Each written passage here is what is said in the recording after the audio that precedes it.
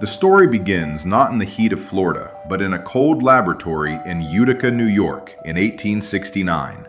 Dr. Cyrus Teed was searching for the secrets of the universe through science. During a late-night experiment, a massive electrical surge ripped through his equipment, knocking him unconscious. In that moment of near death, Teed claimed the veil was lifted. He believed he received a divine revelation from a female spirit, telling him he was the new Messiah, Koresh. He woke up with a radical vision of a new Jerusalem, a utopian city that would prove the world was not what it seemed. But for a vision this grand, he needed land.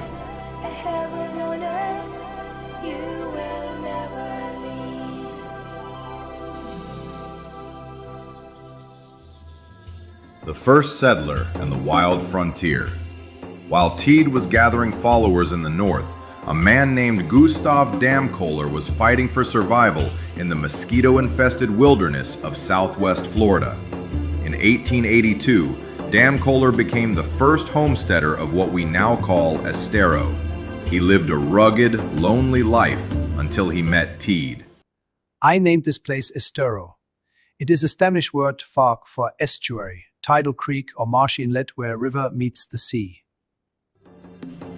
Captivated by the doctor's charisma and intellect, Damkohler offered his 320 acres of virgin land to the cause. This wild frontier became the canvas for the Koreshan dream. I believe we have an understanding. Indeed, your proposal is most agreeable. Then we are in accord. Let us proceed. Teed didn't just bring a congregation, he brought a brain trust. The Koreshans were among the brightest minds in America.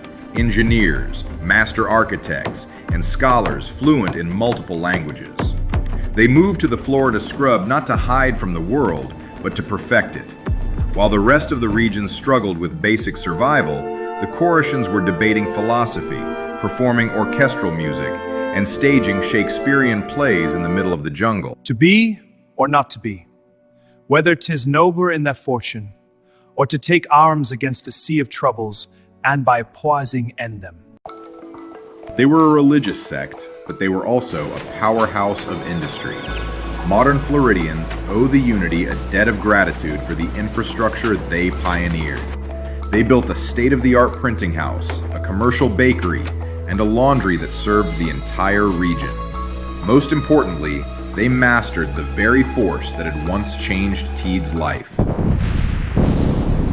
electricity.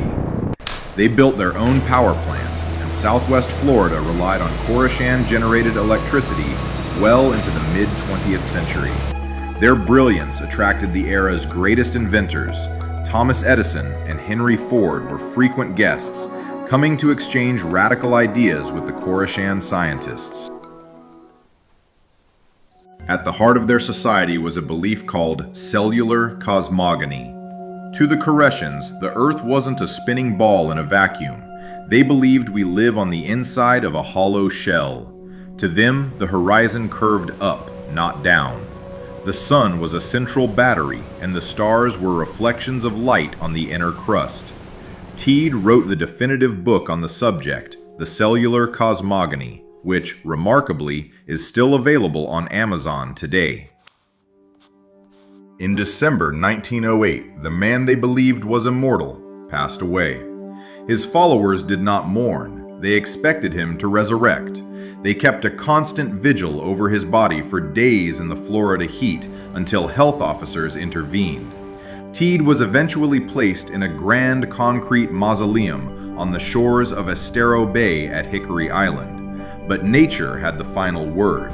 In 1921, a massive hurricane slammed the coast, ripping the mausoleum apart and washing Teed's tomb out into the Gulf of Mexico. The prophet was reclaimed by the sea, and his body was never recovered.